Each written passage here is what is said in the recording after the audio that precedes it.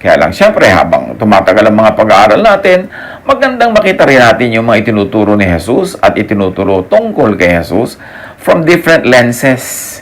From the lenses of the arts, from the lenses of mathematics, from the lenses of physics.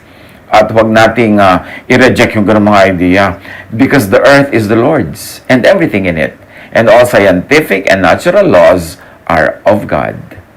The interesting thing is to align, to see the parallelism, the agreement between what scriptures teach and what the laws of science actually observe.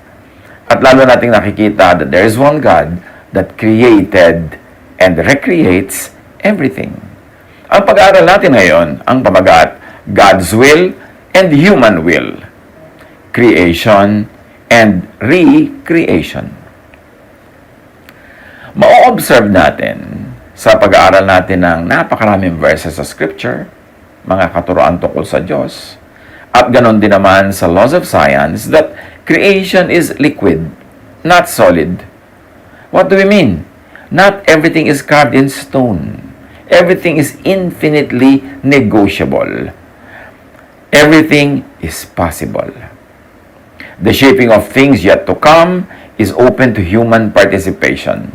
Nung nilikha ng Diyos ang lahat, hindi niya isinara, hindi niya nilagyan ng period ang creative process. Patuloy ang creation and recreation at naging participant ang tao. Kaya ang tao ay nilikha ng Diyos sa kanyang wangis. God created man in His image, na ang ibig sabihin lamang ay binigyan niya tayo ng mga qualities and prerogatives that belong to God. At isa dyan is to participate in the reshaping, recreation of creation. Now, God sees all possible futures and outcomes in our lives.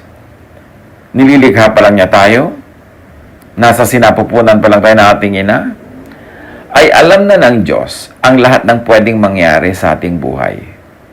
Lahat ng potentials. Lahat ng pwede natin maging choices at kung saan tayo dadalhin ng bawat isa na choice na yon. Pero hindi tayo robots, hindi yan idinidikta ng Diyos, kaya may participation tayo kung saan tayo pupunta. Bagamat alam ng Diyos ang lahat ng pwedeng puntahan, hindi niya tayo parang laruan na din sinususian para pumunta sa gusto niya. Meron siyang gustong-gusto para sa atin, meron siyang perfect will, pero yung will natin kasama sa pagbuo ng ating kasalukuyan at ng hinaharap. Then God chooses the best one among the many choices that we can take and guides us to make it happen. Pero tayo'y inaakay lang niya, binubulungan, tinuturuan, pero hindi niya tayo pinipilit. Jeremiah 29:11, sapagkat batid kong lubos ang mga plano ko para sa inyo, mga planong hindi ninyo ikasasama, kundi para sa inyong ikabubuti. Ito'y mga planong magdudulot sa inyo ng kinabukasang punong-puno ng pag-asa. So sabi ng Diyos, I know the plans I have for you. Plans to prosper you and not to harm you. Plans to give you hope and a future.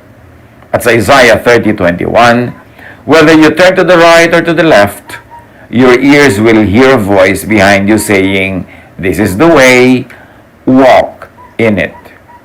God knows the best future and outcome for everyone, and God plans to make the best happen. At yan nga ang sinasabi ng ating binanggit na Jeremiah 29:11. But when humans do not know and claim their destiny, default on their best fate, best possible things to happen to them, make mistakes, intentionally or not, do not observe, or in religious language, pray for God's perfect will, the best future does not materialize. Ang tao kasama sa paglikha ng kanyang kinabukasan. Pag hindi natin inangkin yung ipinlano at inihanda sa atin ng Diyos, pag tinalikuran natin yung pinakamagandang plano niya para sa atin, pag tayo nagkamali, sinasadya man o hindi, at pag pinabayaan natin ang pag-observe o pag-pray para sa perfect God's will na mangyari sa ating buhay, hindi magaganap yung perfect will ng Diyos sa atin. James 4:2-3, You do not have because you do not ask God. When you ask, you do not receive because you ask with wrong motives. Meaning, it is not for the realization of God's will for you. May hinihingi ka, hindi in accordance with God's will. So, hindi ibibigay. Ano yung God's will? Yung perfect for you. So, pagka hindi yun ang pinupuntahan, tinatahak ng hinihingi natin, hindi yun ibibigay. Pero gustong-gusto ng Diyos na magbigay. But we've got to ask for the right things. Ezekiel 33:11. Sabihin mong ipinasasabi ko na akong si Yahweh, ang buhay na Diyos, ay hindi nasisiyahan ang sino may mamatay sa kanyang kasamaan. Nais kong siya'y magbagong buhay.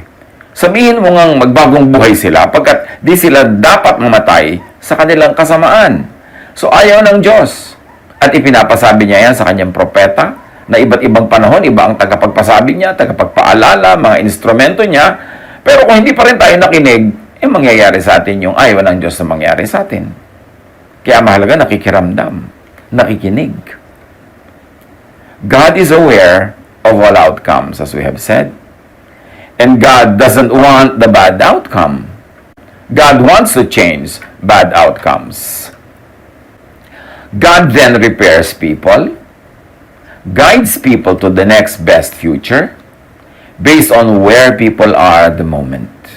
If and when we allow God to intervene.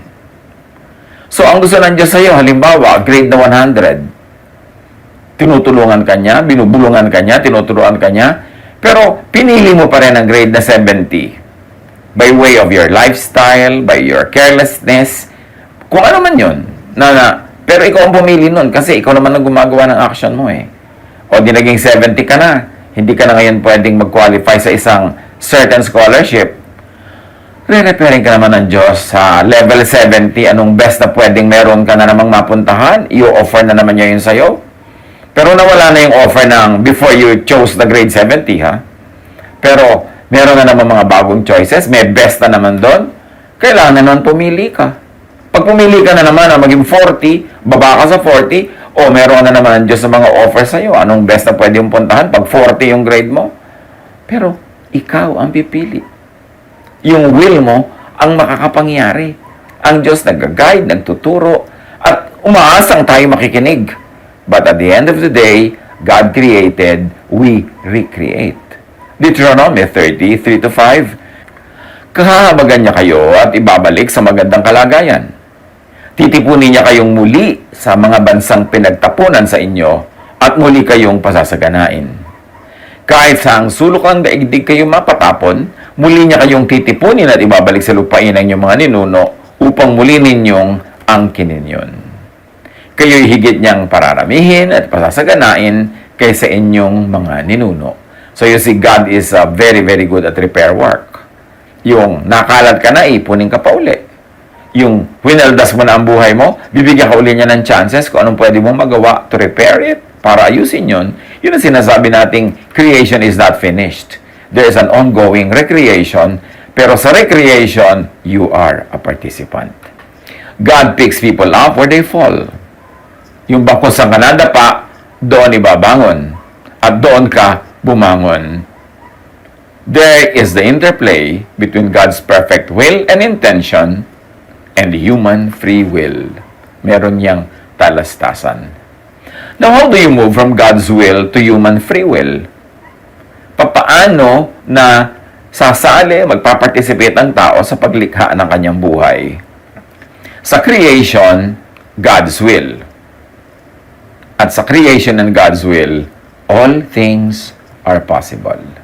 Lahat ng pinto nandyan, bukas, pwede mong puntahan. Pero pag pumasok ka sa door A, syempre, ang mga kasunod na doon ng mga pintong pwede mong uling pasukin under Series A, hindi under Series B. A1, A2, A3, ganon. Pag pumili ka naman ng door B, yung mga susunod na mga pinto doon, B1, B2, B3. Pero lahat ng yan possible para sa atin. Mark 9:23, Jesus says, everything is possible for one who believes. The best is possible for everyone.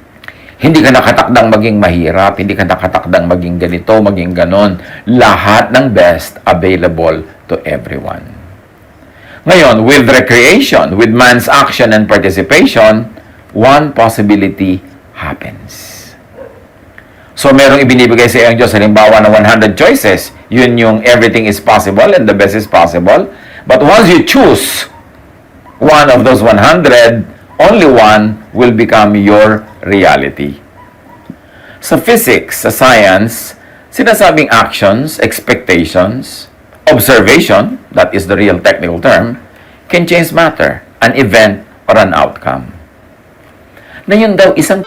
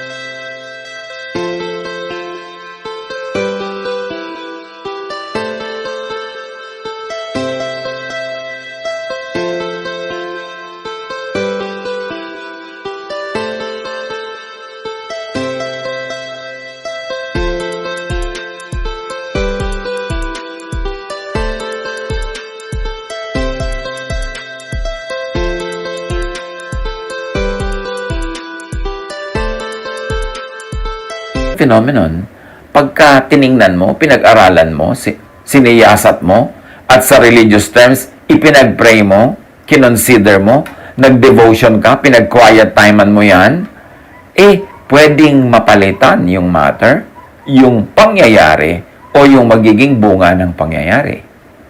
At sa physics, sinasabi ng quantum mechanics, all possibilities, all chains of events exist and are open and available. They are liquid until observation is made. So, lahat ng possibilities nandyan sa nature, nandyan sa mga particles, pero pag nag-observe ka na, sinukat mo na, siniyasat mo, pinag-aralan mo, binantayan mo, tiningnan mo, o ipinag-pray mo, titigil na ang kanyang pagiging liquid into everything is possible, at isa na lang ang magiging possible, yung naging effect ng observation mo or ng prayer mo. Sa spirituality, ganun din. All possibilities, all chain of events exist and are open and available. They are liquid until prayer, o yung tinatawag sa physics na observation, is made or done. In another way of saying, without prayer or observation, the potential will stays as is. In the spiritual realm, it remains liquid and won't be realized in the earthly realm, in the physical, material world. May mga bagay na inilaan sa iyo ang Diyos na hanggang hindi mo pinagbubulay-bulayan, hindi mo ini-imagine, hindi mo ipinagpe-pray, hindi mo ipinapamuhay, hindi mo pinaniniwalaan at hindi mo inaangkin, hindi yun mapapasayo. Hindi yun magaganap, hindi yun mangyayari. Kailangan sumali ka sa recreative process. You've got to observe. In the language of physics and in the language of religion, you've got to pray. Kailangang pumasok ka sa mundo na yun na gusto mo, puntahan mo yung bagay na gusto mo, datnin mo yung situation na gusto mo, angkinin mo, hingin mo, imaginein mong ibinigay na sa'yo, ipagpasalamat mo at mabuhay ka na parang yun ay nasa sa'yo na at yun ay magiging sa'yo. Actually, ganyan ang mga sinasabi ng teachings ni Jesus pag ina-analyze natin at pinagdugtong-dugtong yung marami niyang mga puta-putaking teaching tungkol sa prayer. So, ang mahalaga, pray at all times, which is what the Bible says. Prayer is observation, is consciousness, imagination, feelings, action, and lifestyle. Not only verbal, ritualistic, formal utterances. Nasanay kasi tayong mga taga-church na pag sinabing pray, yun yung nagsasalita ka, may beginning, may ending, at may nag-amen dyan, yun ang prayer. Prayer yun talaga. Pero ang prayer din is observation. Physical term yun, terms of physics. Yung naglimi-limi ka, inisip-isip mo, sinukat-sukat mo, ini-imagine mo, observation yun, yun din ay act of prayer. Yung laging laman ng iyong isip, ini-imagine mo, dinarama mo, nararamdaman mo, at kumikilos ka sang-ayon dun sa ideya na yon o yung gusto mo na yon, yung lifestyle mo nakatugma, nakabagay, nakaabang dun, yun ang prayer na totoo at yun ang magaganap. Sabi ni Jesus, do not be like people who do not know God, who think they will be heard for their many words. In other words, ang utos at turo ni Jesus tungkol sa prayer, hindi puro salita yan. Kailangan may iba ka pang gagawin para mahukay mo at makuha mula dun sa malalim na kabilang daigdig, yung ipinagpe-pray mo at madala mo dito sa iyong mundo, kailangan mo siyang i-observe. Kailangan mo siyang konsentratan, kailangan mo siyang paniwalaan, angkinin at ipamuhay. Pagdating naman sa mga possible states, no? Parang chain of events, ang tulad ng sinasabi natin kanina sa door A, door B. If P, then Q. Rule naman yata yan ng geometry. Lahat, very interesting kasi ang sciences, laging agree sa mga itinuturo ni Jesus. Kapag ginawa mo si A, then A1 happens, and then after that, A2. Kapag ginawa mo naman si B, ang kasunod niyan, B1, then B2. So, sa choices natin sa buhay, pinili mong mapangasawa si A, natural ang biyanan mo si A1. Natural ang lifestyle mo si A2. Natural ang magiging apelyido mo kung babae ka, magiging A3. Nando ka sa linya na yun kasi pinili mo yun eh. Hindi naman pwedeng tumalon-talon yun na biglang apelyido mo yung ibang lalaki sa kapitbahay nyo. At ang biyanan mo yung taga-kabilang barangay. No, may tatahakin kang landas na tuloy-tuloy ka dun. Kaya mahalaga, ang pinipili mo sa simula pa lang, talagang ipinag-pray, kinonsider, pinag-aralan. Kasi magtutuloy-tuloy ka dyan. Lahat ng possibilities are there. But your choices will determine which chain ang tatahakin mo. Pag nakapili ka na ng landas, dun ka na tuloy-tuloy. Unless a major shift happens, which is also a result again of recreation. Ano ba, nag-aral ka na engineering, edi tuloy-tuloy ka, lahat ng subject mo, engineering, ang magiging trabaho mo, engineering. Then talagang natanto mo, ayaw mo, sometime in your life, iniba mo, malaking shift yon, pwede mo pa rin ibahin. Kaya, creation can be recreated. Pero may mga damages, may lost time, may lost opportunities, and you might not be able to get the best possible for you because of wrong choices. Pero, laging may pag-asa. Pwedeng maiba, pwedeng mabago, because God creates and we recreate with our choices, with our prayer, with our observation. Deuteronomy 30:15-18, binibigyan ko kayo ngayon ng pagpipilian, buhay o kamatayan, kasaganaan o kahirapan. Kapag sinunod ninyo ang mga utos na ibinibigay ko sa inyo ngayon mula kay Yahweh na inyong Diyos, at kung mahal nyo siya at ginagawa ang kanyang kagustuhan, pagpapalain niya kayo sa lupaing ibibigay niya sa inyo. Bibigyan niya kayo ng mahabang buhay at gagawing isang malaking bansa. Ngunit, kapag tumalikod kayo at ayaw nang makinig sa kanya, sa halip ay naglingkod sa ibang mga Diyos, ngayon pa'y sinasabi ko sa inyong malilipol kayo, hindi kayo magtatagal. So we see here, yung choices. Maraming choices, pwede kang pumili, pero bawat pipiliin mo, may bunga yon. So, mamiling mabuti. Hindi pipili ang Diyos para sa iyo, ikaw ang pipili, pero inilalatag ng Diyos ang lahat ng choices. Tinuturuan ka to make the best decision, pero hindi ka pipilitin. Two possible futures can happen depending on which path is taken, which action or choice or observation or prayer is made. At kita-kita natin yan lagi sa mga nangyayari sa mga tao sa Bible.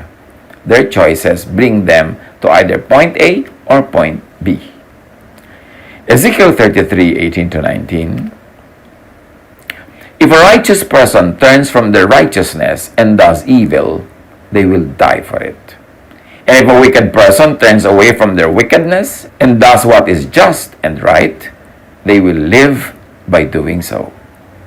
So, yung mabuting tao na gumagawa ng mali, magdurusa. Yung masamang tao na ngayon ay nagbago at gumagawa ng tama, magagantimpalaan. Katulong tayo, kasama tayo sa patuloy na pagsishape, pagbubuo ng ating buhay. The future or outcome changes depending on people's actions, choices, observations, or prayers. paulit-ulit natin sinasabi yan. Kasi mga bagong discussions yan kailangan natin talagang buong kakulitan na paulit-ulitin para bumaon sa ating mga isip. In other words, walang predetermined future ang lahat ng bagay. So, hindi pwedeng may hula. Kung may hula man, may mga choices pa rin yan, hindi definite. Pwede pa rin maiba yan. Depende sa gagawing desisyon, kilos, pag-iisip, asal ng mga tao. Creation, as we have said, is liquid, not solid. It can be, it is meant to be recreated by humans. Genesis 2:15, the Lord God took the man and put him in the Garden of Eden to work it and take care of it. So you see, God created the garden and then gave the man management. In other words, the man can rearrange the plants, can put animals here or there. Meron siyang participation sa rearrangement, recreation of what was created. Genesis 2:19-20. Now the Lord God had formed out of the ground all the wild animals and all the birds in the sky. He brought them to the man to see what he would name them, and whatever the man called each living creature, that was its name. So the man gave names to all the livestock, the birds in the sky, and all the wild animals. Pwede namang Diyos rin na magbigay ng name sa lahat ng animals. Kasi pag nagbigay ka ng name, ikaw din na nagbibigay ng assignment kung anong gagawin ng animal na yon. Pero sa tao niya ipinagawa. Kitang-kita na ang tao ginawa ng Diyos na kasama sa pag-recreate. Kulang na lang sabihin na co-creator, pero sobra naman yon. Pero binigyan niya ng papel sa pag-recreate, pag-rearrange ng creation. Ganon din sa future, sa hinaharap, sa outcome of events.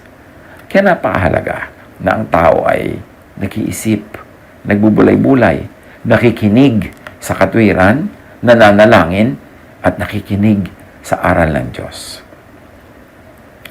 Ecclesiastes 3:1, there's a time for everything.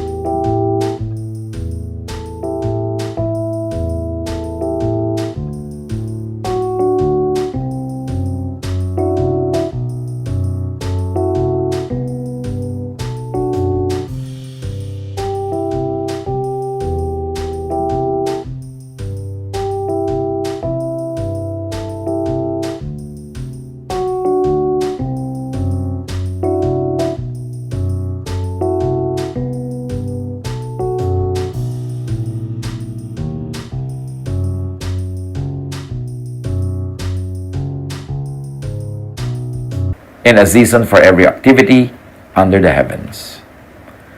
Ang lahat sa mundong ito ay may kanya-kanyang panahon, may kanya-kanyang oras, which only means that everything, even opposites, has its place. Every possibility exists. Kaya nga sabi ng Ecclesiastes 3, there's a time to be born, a time to die, a time for peace, a time for war, a time for mourning, a time for dancing, a time for embracing, a time from preventing, embracing, yung mga ganon. Magkakabaligtad. Pero sasabi, may oras lahat yan. Pero alam ba natin kung kailan yung specific oras? Hindi yun nakatakda. Yun ay nangyayari in relationship to the decisions we make, to the prayers we make, to the observation of matter that we make. Ecclesiastes 8:7, since no one knows the future, who can tell someone else what is to come? Walang makakapagsabi kung ano ang maaaring mangyari at kung paano ito magaganap. There is no definite future for anyone to know. Kaya yung lahat ng nagtatanong, kailan ba babalik si Jesus? Kailan ba mag-end ng world? Kailan ba ito? Kailan ba yun? Ano mangyayari? Yung lahat ng ganyan mga tanong ng mahilig magtanong at matakot. There is no definite future for anyone to know. Liquid ang lahat ng bagay. Kaya nga pati mga oras hindi naman ini-specify kahit sa Bible. Yun lang mga mahilig manakot sa sarili, nag-i-specify ng mga oras. Lagi naman paltos, laging hindi nangyayari. Ang dami-daming excuses pag hindi natupad yung mga prophecies nila. Kasi nga, things are liquid. And this of course also apply, kailangan natin yung isipin yung uncertainty principle ng physics. Meaning, measuring something will change that thing. And you will not know where it will be after you measured it. So, matapos mong ipanalangin na sa bagay, matapos mo itong pagbulay-bulayan, matapos mong pag-isipan, hindi mo na malalaman kung saan talaga yan mapupunta kasi pinakialaman mo na na iba na rin yung lugar niya, kaya ang lahat ay patuloy tayong umaasa sa Diyos. Sabi nga sa Ecclesiastes, well, God keeps you guessing what will happen next para patuloy kang magkaroon ng banal na takot sa Kanya. Proverbs 27:1, do not boast about tomorrow, for you do not know what a day may bring forth. Huwag mo ipagyabang ang araw ng bukas, pagkat di mo alam kung ano ang magaganap. So you see, hindi natin talaga alam. Kasi patuloy tayong nakikipagtalastasan sa matter. Patuloy tayo nag-observe, patuloy tayo nagpe-pray. At hindi lang tayo, marami pa ibang tao nagpe-pray din, sometimes for the same thing. So, yung prayer mo, mapasayo ang lalaking yun. Prayer ng kapitbahay niyong dalaga, mapasa kanya, alin doon ang matutupad? Sino ang makakapangyari?